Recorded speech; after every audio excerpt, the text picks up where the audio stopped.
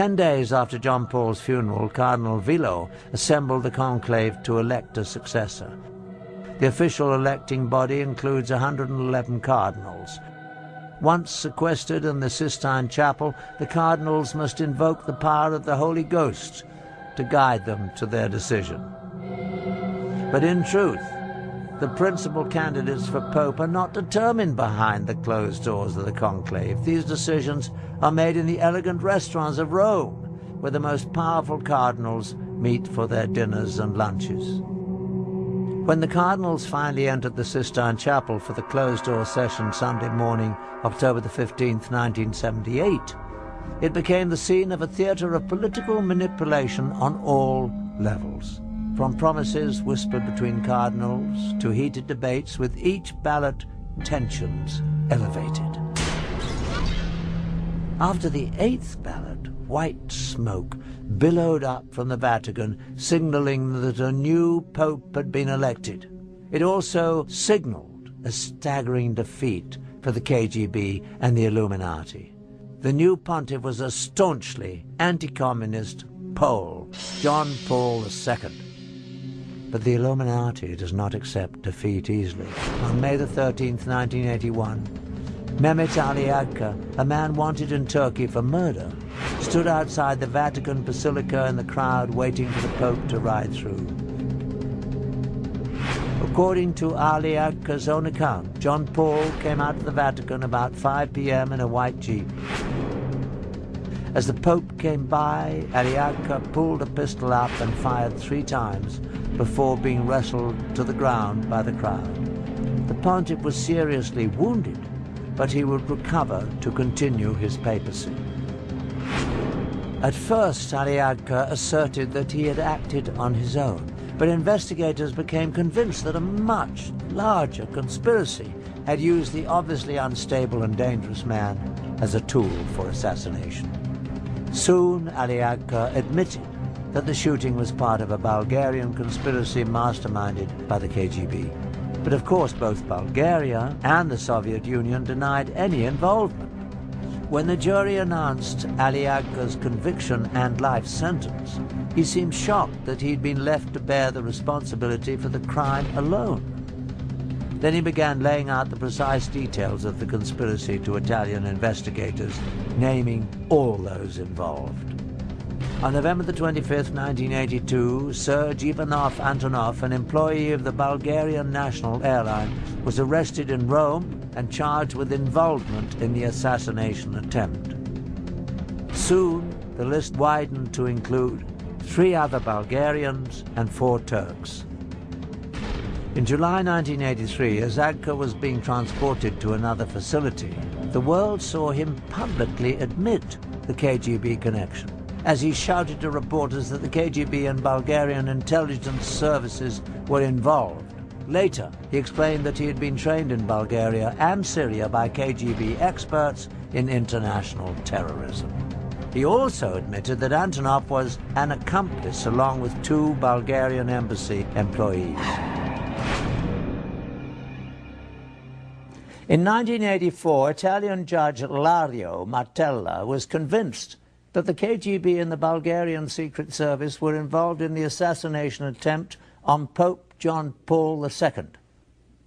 The judge released this finding based on the following facts. Agca used a perfectly forged passport to enable his entrance into Italy, something available only from highly sophisticated sources. He also had enough money to allow him to stay for extended periods in Bulgaria, Switzerland, and several other European countries. There was evidence that he received substantial assistance in his activities in Italy leading up to the assassination attempt. In spring, the trial of 8 men accused of conspiring to kill the Pope convened, and the facts began to emerge. During the trial, several Turkish defendants testified that they aided Agca in his travels from Turkey through Bulgaria to Italy. Another said he had made payments to Agca from the Bulgarians on trial. One admitted delivering the assassination weapon to Agca in a Milan restaurant. By the 1980s, after 2 centuries of positioning their people in high places, the Illuminati had apparently gained control of the Italian courts. In the end, to the amazement of most observers, the Italian court found that there was insufficient evidence to convict the conspirators. The Agca case not only illustrated that the secret brotherhood had compromised the Italian judicial system, it also showed that the Illuminati had reached the very top of the KGB. In 1990, Viktor Ivanovich Shemov, a KGB major who defected to the US, made a shocking admission. Before he escaped from Russia in 1980, he received an order to obtain all the information possible how to get physically close to the Pope.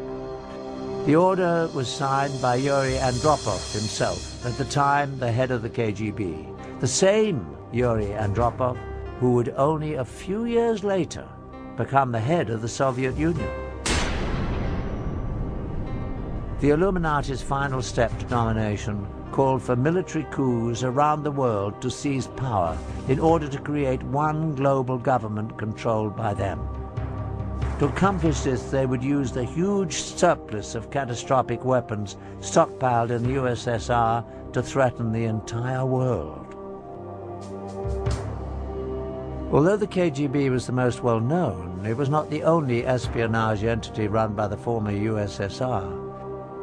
Another agency just as massive but even more secret than the KGB was the GRU, carrying out military intelligence. And the secret brotherhood went to great lengths to infiltrate it.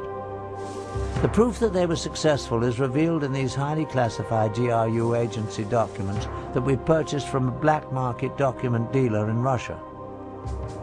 In them, an agent is given his orders to work using the cover of a journalist in Washington, D.C.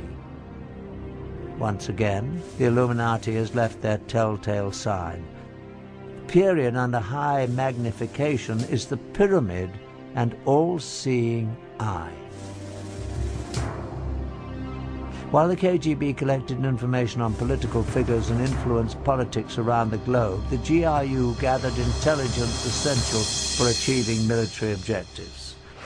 Some of the activities of the GRU were aimed at achieving objectives in various ongoing conflicts such as Afghanistan. But the major mission of the GRU was to prepare for future wars with other countries, especially the USA. It was this agency that was ready-made to be used to place the deadly weapons for the final phase of Illuminati's dark plan. The GRU operatives were perfectly trained for the operation. In time of Cold War beginning, in the mid, in the end, actually all time of our military service, we were used in military preparation of the former Soviet Union for the future war against America. Beside their military education, GRU operatives underwent 3 years of exhaustive training.